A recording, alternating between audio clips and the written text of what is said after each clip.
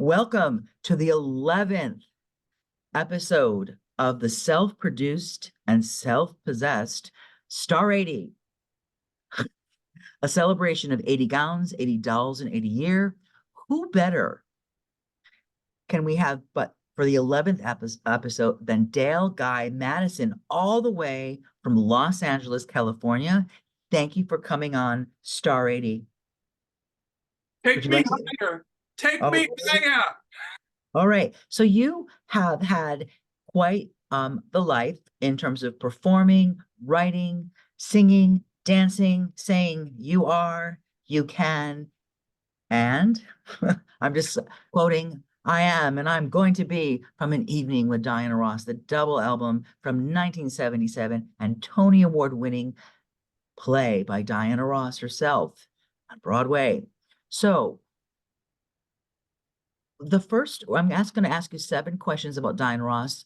The first question has been, outside of the Supremes, what song resonates with you most? But from what I know about you, the Supremes had a real significant influence in your life. And as a young person, tell the viewers or the listeners what you did as a young person with your friends in the neighborhood as young men. So, first of all, thank you for having me on your show. It's I'm such an so honor. proud that you're on the show. I have been following some of your Star 80. When I first heard Star 80, I started thinking about that girl from Playboy. And I'm just Oh, like, okay. But then I caught on. Okay, because you have well, see, 80. I was thinking of Eric Roberts, that film that he got an Oscar nomination before his sister kind of blew up and won an Oscar. That both movie's pretty good, Star 80, and it's an important film. And I thought, well, how perfect, Diana Ross is a star, and she's going to be 80. So I thought I'd make up the hashtag, and it's not catching on, but it's my hashtag, and it's my hashtag, and you know it. It's my house and I live here. That's Okay. right. It's my house, To, and no to, one else does. All right.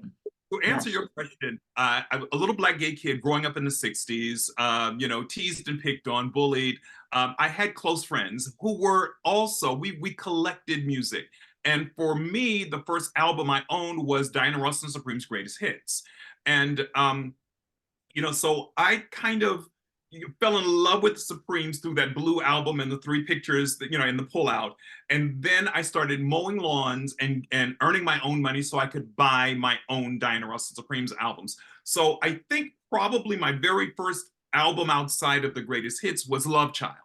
And Love Child and then Reflections. But my friends, I had a buddy, his name was Boo, and then I had another buddy named Keith, and he worked in a record store. So we would go over Keith's house to listen to all the records, and we would go in his garage and we would sing Love Child and all the songs from Love Child, and we would come up with our own dance routines because we were so moved by the hip shredded jeans afro look that Diana Ross and the Supremes wore on the Ed Sullivan Show. So for us as poor black kids growing up in Tidewater, Virginia, that was an easy look to emulate. So we had our torn up jeans and our sweatshirts, and so for us it was about singing to our heart's content on those little J.C. Penney phonograph records, Diana Ross, and just praying to God we didn't scratch them up because as you had them over time, they would get scratched. But yeah, Right, right. that was my childhood, just imitating. So my mother would scream, "Boy, stop trying to sound. You don't sound like you're a boy. You shouldn't be running around here trying to sound like no girl. And don't you be making your voice high pitched like that funny looking Diana Ross." So she found Flo much more attractive because Flo was voluptuous and she had a figure. And my mother grew up as in Virginia, and when you're a poor farm girl, people who are skinny represent being poor. People who are full-bodied represent wealth and rich because they can Of afford. course, like Rubenesque women. Right, right, right. In art So history. she was not a fan of Diana. Okay. Oh yeah, my parents weren't either, but it is what it is. And the thing is, she resonates with you and she means something to you. And there was that connection, and there still is that connection. So Yeah. it's interesting that the three of you, was it three of you? There were three, Three, yeah. two you. Were you the lead, or did you take turns at lead? That's a good question. I think I was the lead. I think I was You the were the lead. Come right. on. I don't want to. You're Yeah, born to lead. I was the lead. Yeah, I was the lead. So, it's interesting that you didn't imitate the Charlie Atkins. Is it Charlie Atkins, the choreographer that like, Right. you know, Okay. like I was because not like sophisticated I enough. knew all the moves, I'm sure you do too, but as kids you did your own dance moves for Love Child, Reflections, Yeah. and so forth. So in the Star 80 tradition, the my self-imposed tradition, all 11 episodes, what Diana Ross and the Supreme songs really mean something to you, like it got you through? Because you had mentioned that you were picked on a lot, and I hope your friends weren't picked on a lot, but I can certainly relate to that. And from my point of view, and this is about your point of view, but Diana Ross saved my life a lot and still does. So that being said, what is it in your that when you were coming of age that the Diana Ross Supreme song that really resonates with you and really it got you through something when you were in the 60s growing up in Virginia? Was there a particular song that like you that touched you? I mean, it could be a solo Diana Ross song too, I mind you. You ask But just pick one. you ask a very layered question because the questions Well, you're I have a lot of layers. We all have a lot of layers. Are so you an onion? Are you an onion or are you a artichoke? I'm an artichoke because there's always a heart in an artichoke, but there's certain people that are onions where they're just layers, and when you get to the layers, there's no layers. So that's another time, another conversation. I think you're an artichoke, but that's just my opinion. Back to the question with layers. I can see this is always going to be about your answer. It's not going to be about my answer. No, it's about yours. It's about So for me, I was a very self-determined, grounded young man. So I didn't let bullying get to me. So it wasn't as if the music of Diana Ross got me through the music of Diana Ross and the Supremes got me through any difficult moments in childhood because I had good friends, I had theater, I had art, so I was satisfied creatively. But you triggered a very important thought for me. I had a horrible breakup with someone in the 2000s. No, in 1997. And for me, on the Diana Ross album, "Take Me Higher," it was "I Thought That We Were Still in Love" was a song that I played over and over and over again to get me through the pain of that relationship. So that was the probably for me that was the only time I leaned on a Diana Ross song that helped me get through something very difficult. But the Supreme during the '60s and Supreme era, we were just living our full lives. We were standing in our truth. We were Stop in the Name of Love. We were Reflections. We were, some things you never get used to. It was a little castle. It was all of that. So I just found joy in those things, and it wasn't like the music saved me as much as it saved me in my later years going through relationships. Okay, interesting that I thought We Were Still in Love was the deep cut, but also was a song that got you through something. We're gonna go back to that song, I think, a little bit later, possibly, maybe. But Star Question, thank you for that. Star Question, Star 80 question number two. Um, uh, what Diana Ross gown speaks to you the most, where it just that it's the iconic look that Diana Ross has. Like, is there a particular gown? You may even want to go through eras too. You may want to 60s, 70s, 80s, 90s, and today, like, or 2000s today. But what particular gown you're like, oh my gosh, I'm so glad I was at the Hollywood Bowl. It was blah, blah, blah, blah, year, and I was like, I saw the gown. I can't get over it. I still can't get over it. So Or you I'm you not you over it. you ask a brilliant question, and the first gown that comes to mind is the white tie at the side gown with the shoulder pads that she wore in the music video "Missing You." That for me is the iconic Diana Ross look. And I've been to many Diana Ross concerts in my lifetime, but it's that beautiful, simple white tie at the side, shoulder pads, long sleeves. That's when she was in the '80s when she was wearing the hair down to the shoulders. That for me is the most iconic look. And I have her the sewing patterns from the gowns that she designed and all of that, but it's that white gown in "Missing You" is just supreme for me. So in that white gown from Missing You, which was, I believe, filmed in late 84 and it hit in 85. If you remember the Central Park show, I think I could be wrong. I think it's the same gown with a fur at the end, and she just repurposed it and probably overlock stitched or had someone take the fur off because it was Mm, the fur trim. I could be wrong right. because Well, she did redo she that does. a lot. Oh, Yeah. Yeah. She pardon? repurposes a lot. She I repurposes a lot. like that. It's I very do. green. It's Yeah. very green. And the green gown or the yellow canary gown from 94 has been repurposed so many times with a cinch, with no cinch, with a cut in half, and then it's really cool.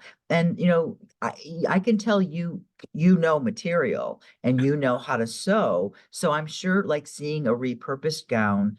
And so you were able to see the Missing You gown perform when she performed in it?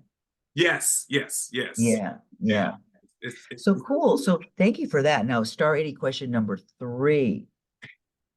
What Diana Ross moment in her career or era means the most to you? Now, I mean, like, not getting you through the hard times where you're reaching for the eyeliner or something like that. Like, what is the tissue box? But what era of Diana Ross really like, oh, I just love this? Or like the album that you go to, besides Greatest Hits 1 and 2 with the Supremes, Diana Ross and the Supremes with the 3 pictures, what album or what era of recordings really like, it's just like, to you? um wow, you do ask the hard questions. Oh, these are such hard questions. But see, Yeah, keep you up all night. the era of Ross that comes to mind is, and I think about this only because we just finished celebrating Martin Luther, is any moment where she's in a live audience singing "Reach Out and Touch Somebody's Hand." I have used that moment in some of my one man shows where, in the middle of my show, I will start the recording of Reach Out and Touch Somebody's Hand, and I'll have the audience swaying back and forth, and then I'll cut the music, and then I'll go into a moment. But for me, it's the one of my go-to Diana Ross albums was the Diana Ross Live, the Broadway album, where where she does, The Here I Am, gatefold. Yeah, here I am. Yeah. here I'll stay. So but then you've got the Vegas one where she does Reach Out and Touch Somebody's Hand, and then she has different people sing the song. So for me, an iconic Diana Ross moment is when she uses that Reach Out and Touch somebody's hand to make so many powerful statements. And she did it live one time, I believe, with Whitney Houston on a celebration of Martin Luther King Jr.'s birthday, during a Right. celebration. And those moments resonate for me in terms of performance moments. It's like I never tire of hearing her sing that song, only because of, I believe, and I'm an artist that always believes in audience interaction. As a performance artist, you live for being able to see the person's face and to be able to get them to be part of your show in some kind of way. And Diana Ross is a very interactive artist. And so when she says things like, I like seeing your faces. I just finished a whole month of listening to Barbara Streisand's memoir, and she was scared to death of seeing her audience face because she was that shy. Well, Diana Ross was the complete opposite. She wanted all lights up. She wanted to look into the depths of your eyes and souls to see if you were enjoying. So I just love that about her. It's like, turn the lights up. I want to say reach out into somebody's hands, and then just feel their reactions and be in the audience. That was something Barbara Streisand could not do. She was scared to death of her audiences. Yeah. So I must ask this question off the Star 87 questions. Did your mother ever go to a show with you? Did you ever take your parents your mother particularly, to a Diana Ross show? That's a no. Never, Wow. never. It must be interesting, is it? Because I'm just really, wow. Because you were talking about like not body shaming, but I guess it was body shaming. Yeah, well, yeah, Diana Ross was my the mother very much, she first, didn't know, she but was she the was, first in everything, but she was body shamed for yeah, being too skinny, which is you're never too rich, you're never too thin. But in our opinion, possibly, but in terms of she was too thin. And then when she became like womanly and like had curves, it was like she still was like micro, tiny little woman, like but beautiful, not but beautiful. And so it's just interesting that like throughout her career, there was always that shaming or that, but behold the underlining truth. I don't think that we feel that way. We love her, and I can say that I need her. With regard to Diana in the Star 80 question number 4, um, is there a particular moment in Diana Ross's career that you think would like encapsulate like if there were to like be one moment of her career that you would put in a like a time capsule and it would be like Time Life Book presents the time capsule according to Dale Guy Madison, what would that moment be? What would that flash be? Hmm. Um, Or if you had a one person show and there was like a little like like a you know like a push out of all the different but like the flashes of the inspiration, what would be that boom inspiration that Diana Ross did to you for you? well, I would have to jump to her performance for Bill Clinton during his inaugural. Just that red, white, and blue look, her singing "God Bless America." That just it gives me chills to see that moment. I think that moment speaks so powerful for the Democratic Party, for liberal art, for for just pride. For me, I was like I was in my late 30s. You're at the height of your looks and your body, and you're enjoying life. And I was a QVC host during that time. I was living in Pennsylvania. I could buy what I wanted. That moment for me just gave me so much joy and pride, and it just stays in my mind. If I were to take a moment and put it into time, because it's not just her, it's what I was going through at the time, and watching her. It was just it just that puff coat and those arms down, and I know how chilly it had to be in DC that day, and her singing "God Bless America" and just whew, And she I was really singing it. Now, yeah I'm glad you brought up the QVC thing because you were a QVC host, which is a home shopping network type of thing, and you were the hostess with the mostest. And to my knowledge, you wrote about it, and you were yes. became like the star in what you were doing. You know that quote. You know, so I I'm wrote. sure your therapist told you that too. You're a star in what you're doing. You're selling. I'm a star in my own mind. I wrote. Okay. I A wrote. legend in the QVC living room. Yeah. I But that's wrote. really cool. That's I really wrote and cool. self. I wrote and self-published my memoirs, Dream Boy, My Life. It's a QVC host and other Thank greatest you. hits. Loosely based on the style that Mary Wilson had wrote Dreamgirls, My Life is a Supreme. One of the chapters that I write in the book is when I was at QVC, they were getting ready to sell Diana Ross's that her big anthology set. And I was like, oh my God, I've got to be able to interview Diana Ross. You've got to have her on the show. And they were like, no, we have permission to sell this 4 or 5 volume set. What did they call that, Timothy? Was it called The box set, the box set? You know where she the her Forever Diana, where she looks like she's like, yeah, that photograph bothers me the to this breasts are just day. booming. Yeah, Yeah, she's forever, yeah, yeah. blooming. Yeah. But they wouldn't. They said Diana Ross refused to come on QVC to sell it. So I was so disillusioned and I sad. bet you And then were. years later, for her to go on HSN to sell her cologne, I was like, damn it, girl, why couldn't you just been on Well, it QVC? wasn't, it wasn't the right time.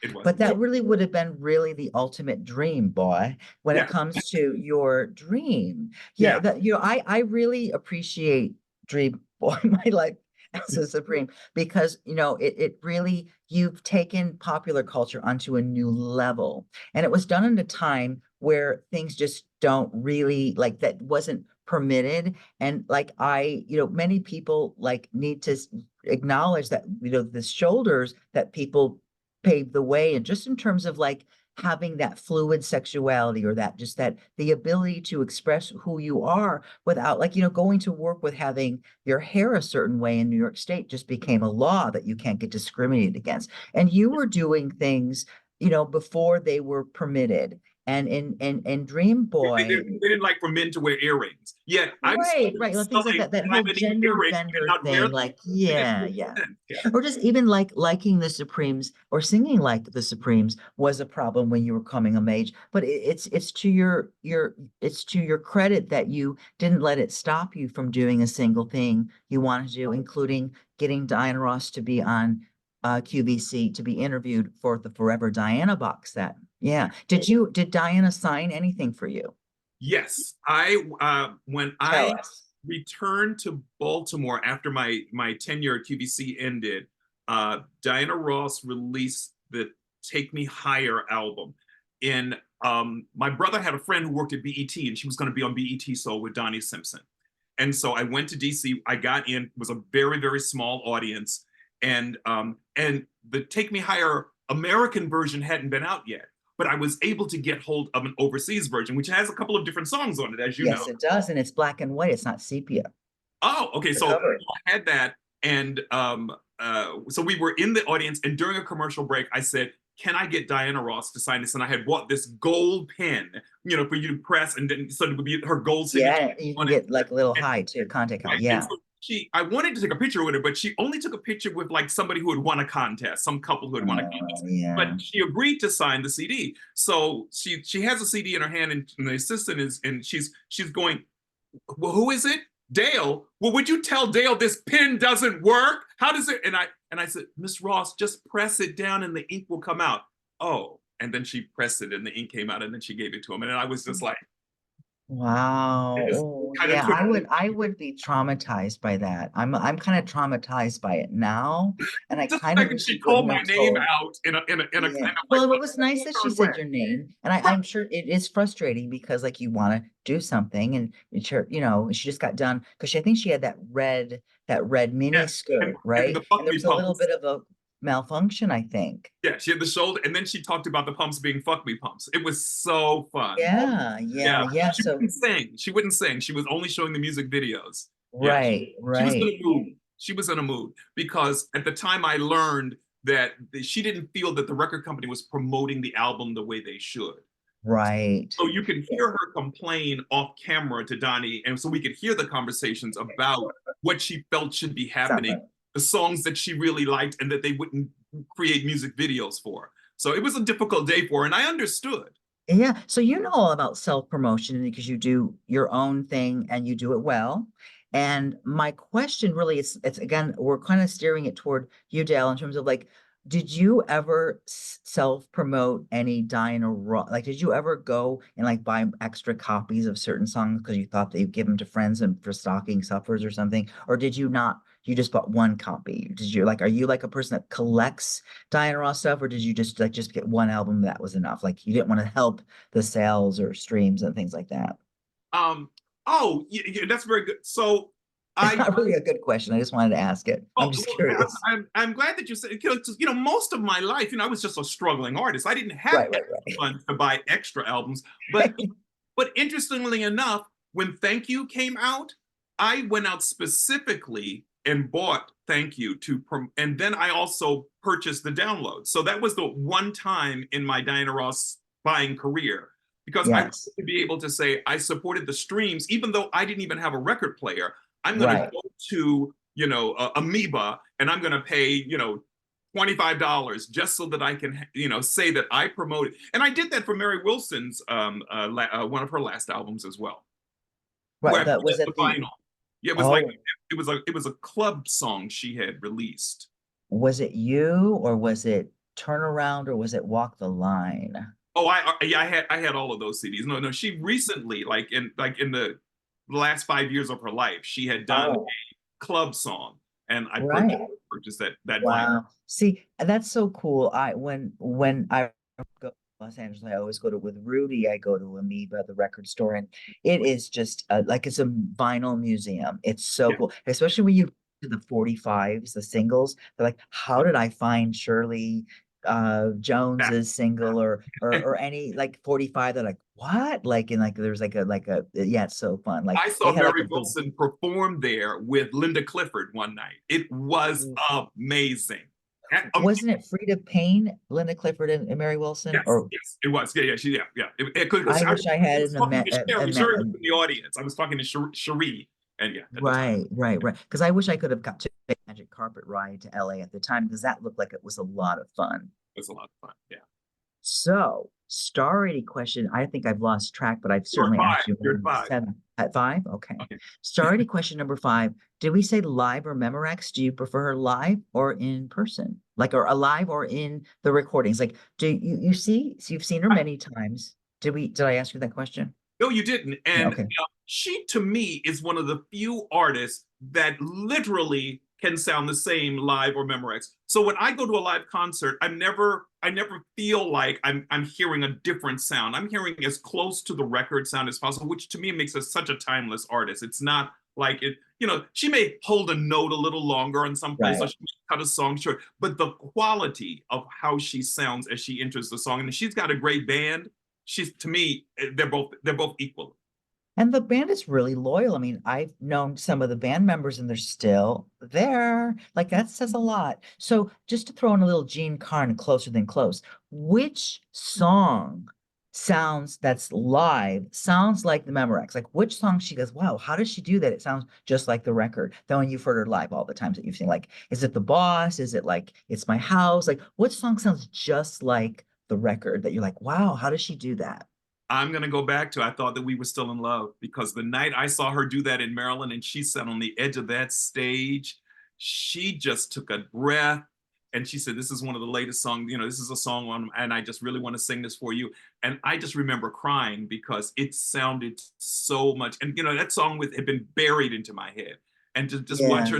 her live, it was even more powerful than hearing it on the album. That was at an outdoor arena. Yeah, I you're was there, Diana man. Ross I was concert. yeah. Yes. Well, no, I was there. The Oh, yeah. Take Oh, Me you were there. Higher tour. Okay. I was there. Yeah, I traveled all over in that area in the New York. If it was Baltimore, I was there. Get on the train to go. And I would never be like up front because I couldn't afford it. But I Before did. you get there, But I got there. I hook or crook. I had to go, and I remember pausing when I heard her sing that because I thought something must be wrong in terms of like the performance was so not hurtful, but so heartful, if that's a emotional. word. Yes, it was. Yeah. Heartful. But like it was kind of heartful and that it like, oh, there's a lot of voice in that heart. And that heart has got a lot of voice. And it's that heart's in a lot of pain. And I thought that was a different approach for a Diana Ross cut. And it's Yeah. interesting that you bring up that because like there's another question in this already series of 7 questions is like a deep cut. And you had mentioned a deep cut as in I thought we were still in love. And we're back to I thought we were still in love live, not Memorex, because it sounds just like the record. Is there a deep cut? Do you think I thought we were still in love could be a song that could burn up the Hot 100 like was it Murder on the Dance Floor? It's like currently it's probably up higher than 98 now, which like it's the charts are different now. Yeah, They the used to songs be were you'd really buy great. a single or a cassette. The radio kind of was pushed in that hybrid thing with radio play and Yeah. sales. Diana always peaked with sales. She always was top sales, but when it came to radio, there was a little, there was a little up and down there, which affected the charting in like the 80s. With your knowledge of Diana Ross songs, which song is it? I thought we were still in Ain't love. Nothing But a Maybe by This is Ashford a and name. Simpson.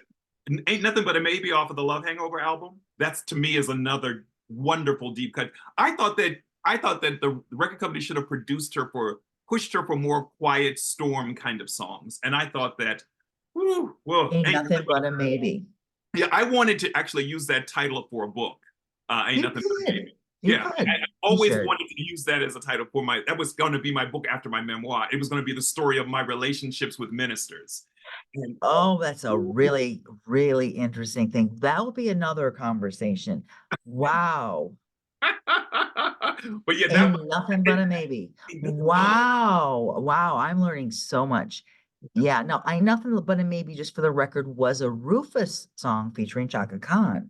yes, I remember. I have And a tape called Copycats, and I'll find a version of a song by Diana Ross, and I'll find a version that somebody else has done, like that Whitney yeah, Houston, Teddy Pendergrass song, Diana Hold Ross. Me, which was In Your Arms for Diana. Yeah, ain't nothing but a maybe is and it would make sense that Bob, my parent Bob, like I know him, Bob Ellis was Diana's husband, but was also the manager of Meatloaf, Rufus, and Yeah, another person that I can't think of right now. But like that would make sense that Chaka and Rufus would cross over and they would share the same Nick and Vale songs. So, do you ever perform in New York?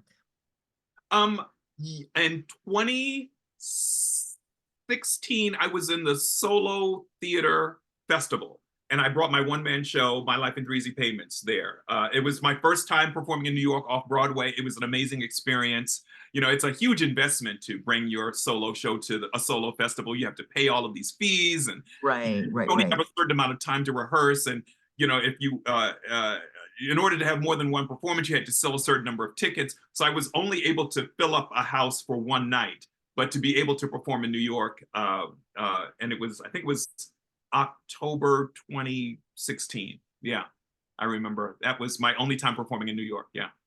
Wonderful. Well, I'm saddened that I didn't get to see it, but I'm going to cross my fingers. I really hope one day that I get to see you perform. Do you sing I or do not sing. I am completely tone deaf.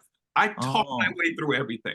but Actually, you work. And because I've seen a lot of photographs of you over the years, and you really have a presence that sings to my soul. It well, thank really, no one could work an animal print like you. hello.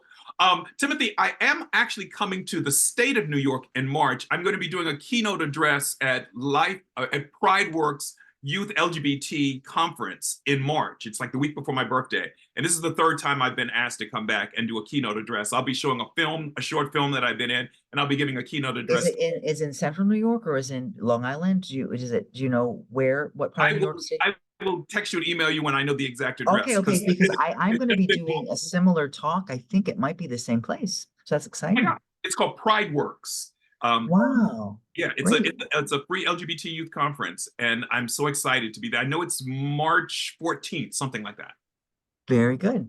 So, that being said, I wanted to also mention that just because you and I are akin to doll making, I know you're not just a one type thing. You're a psycho seamstress, or I can call you that. Like, A no, but one you trick can pony, really, honey. you I am know how to not a one trick sew. pony. I do Okay. everything. You do a lot of things. You Mm. don't sing, but you sing with your animal prints. You also make really incredible figures and sculptures and dolls that are Yes, gorgeous. They're gorgeous. thank you. So I wanted to Very much. acknowledge that. Our styles are very much similar in that you take cloth and you shape, and then you stuff, and then you create an image on top. What I would do was I would shape black fabric into Egyptian silhouettes, and then I would put colorful African costumes on it, and then add elaborate braids and hair and stuff like that. And so I did that from 1991 to probably the 2000s. I don't make dolls anymore. I collect a lot of dolls, and then I make clothes for them. But for Right. each time I travel the country at different Black Expo shows, selling dolls and buying dolls and trading dolls. And it brings me great personal joy to make dolls the way you do. I mean, when I told you about my love for your dolls, immediately within a week, I got a doll from you, which Yeah. I am A treasuring. little I love it. needy. Yeah. Do you like a doll? Yeah. Well, there was actually a doll hanging in the office. It was the Diana Ross pose like this that I repurposed from fabric because I don't really know in terms of like I attract it, but I don't really like I didn't study textile design, but like because I really want to do things, I just do it. But I attract material just given to me by people that have left over Yeah, and I you're a wanted green to ask, does your material, does it come to you? Do you attract it? I mean, like, does it like, is it just donated to you? Do you actually go out and get really the good stuff? I just was right. No, curious. I commend you because you're a green doll maker. You literally are recycled fabrics and Mean that I'm repurposing things that aren't supposed to be what they're supposed to be. Yeah. which is brilliant. So no, I Variety. am not. I'm very specific on. I have a vision of how I want my dolls to look. So when I was in Pennsylvania making dolls, I would go up to Amish land and I would buy black fabric from the Amish, and because I Right. love the texture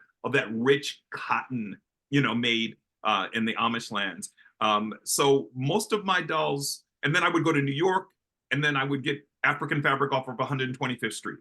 So it Mm, was very, very specific about the kinds of fabrics I wanted to use when I was making my handmade dolls. very cool. Question number 7, because 7 is magic. What, who would be the dream duet of your fantasies? Now it can be artificial intelligence, mean that you like plop in someone that's no longer on the planet and just give all their nuances and make a duet with Diana Ross, or it could be like you go sing together. It's a duet, number one. Or it could be a duet like Natalie Cole with that kind of like the bringing someone that's passed away and you push the songs together like Luther and Diana, it's hard for me to say, or something like that. What would be the Star 80 dream duet of your dreams, Dale. Like you would be the ultimate duet for So Diana. you're talking about for Diana and an artist that I would love to see her with, not Yeah, me. like Diana. Well, I was gonna ask if it would be you, but you No, no, don't it sing. would, it would. Well, actually, because she's so good at, and Ashford and Simpson loved the way she spoke. I would love to do like A I, spoken word dance I could do song. a Yeah. spoken thing and then have her voice in. But the first thing that came to mind is I've always wanted Diana Ross and Mary Wilson to sing "Enough Is Enough." That would be Really? my dream duet, is to have them in time do "Enough Is Enough." Now, the other answer to your question is there's a great German remixer of Diana Ross songs on the internet. I can't think of his name. I think it starts with a G. And he mixes all these great Diana Ross songs. And I said, why can't you mix Diana Ross's Love Hangover with Mary Wilson's Red Hot? I said, I think they were written by the same artist. Well, I said, Hal Davis produced it. or Hal Yes. Davis. I said, wouldn't, and he keeps saying, I'm going to do that for you one day, Dale. I'm going to do that for you one day. And I'm always following him online. And he keeps remixing Diana Ross, Love Hangover, and Ain't No Mountain High Enough over and over again. But he has yet to put Love Hangover, because I want Diana's voice and Mary's voice to ultimately be blended together in a mix for the fans who wanted the two of them to finally be back together. Hmm.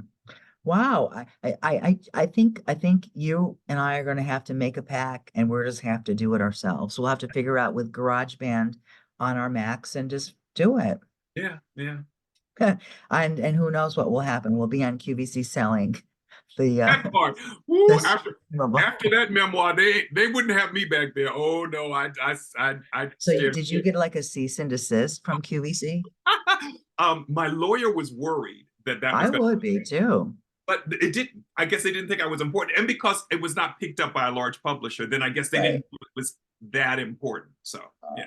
Well, so just out of curiosity, even though we've done all the 7 questions, ballads or dance songs? Do you Balance. prefer the ballads or do you prefer the dance songs? Ballads. Okay, Yeah. just because it's the 7 is magic, or just tell me some of the ballads that you like before we close this conversation. Um, Everything's good about you. The Um, Supremes B-side, yep. yeah. Um, um, Ba Ba Ba from the Reflections. Of course.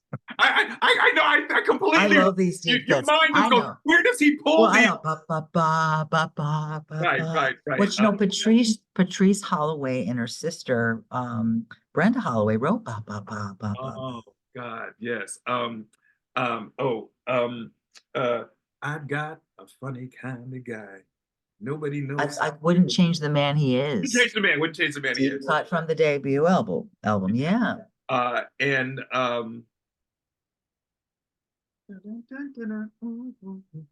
uh, I'll set you free. no, No. I'm standing there, just trying to say the words. You took so long to repeat. There you Can were it wait till standing there. tomorrow?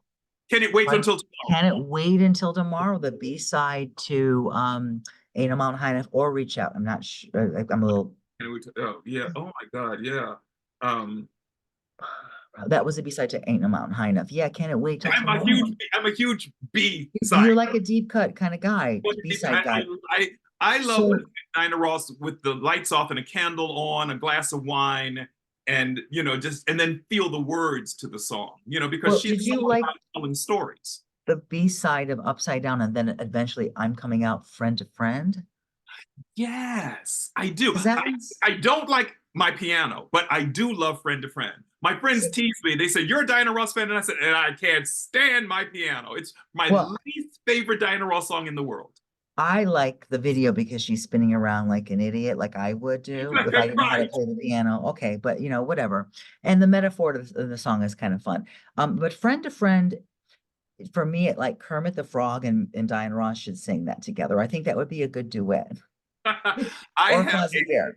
I have a mixtape with Bette Midler singing Friends, Phyllis Hyman singing Friends, and then Diana Ross singing Friend to Friends. And whenever I'm like, and then Roberta Flack's, Friend, putting together theme songs for playlists. And Friend to Friend is such a great mixed with all of those songs, you know. I love that song, Friend to Friend. Yeah, I think I probably out of her fast songs, I love Carry On. I really love Carry On, the Martha Wash song that she Of redid. A lot course, of people did. it's quite a performance too. Yeah, Yeah, the album that Every Day's a New Day had a lot of ballads to it, and at the time, ballads weren't what was going on. But someone that you loved before, yes. it has a lot of the Eric Carmen wrote it with she's an Oscar-winning songwriter. She Diane Warren. did Diane Warren. She did Solitaire and Lord Running. But No, Diane I heard Warren. she was going through a divorce with her husband. That's why they said that that whole album was very depressing. That was when she That was. album took me, it was a grower for me. It took me a while to really understand what that album is about. Yeah. And the songs in that album are really strong. And like the performances that really get to you, someone that you loved before is really strong. And you can also hear it in her voice in the dance song Carry On. There's like you've gotta, when the valley's too deep, you gotta carry on. So, as we carry on, I want to thank you so much for taking the time to do this for me. I know we'd scheduled it a few times, but it's always a pleasure. And I will be putting this is going to be, this is live, but it's going to be on Memorex, and I'm going to, superimpose you with a beautiful picture of yourself with the Star 80 logo that was self-produced for this self-possessed. Tag me, put it on that. I put it on all Okay. my social media. This is Black History, my baby. I am That's promoting everything. right. And You know, I'm my new so thrilled. storytelling project is out that just came out. Dale's Tales. Oh, African American stories are out this month, and so I just did an interview with Black Gay Table Talk. I'm doing an interview with you. I am available for anybody to talk to. I all just right. give me 10 minutes to throw some clothes on, and I'll be there. Well, thank you for being there. Always reach out. Mwah. Be safe. Be Take good. care. Bye Bye. bye.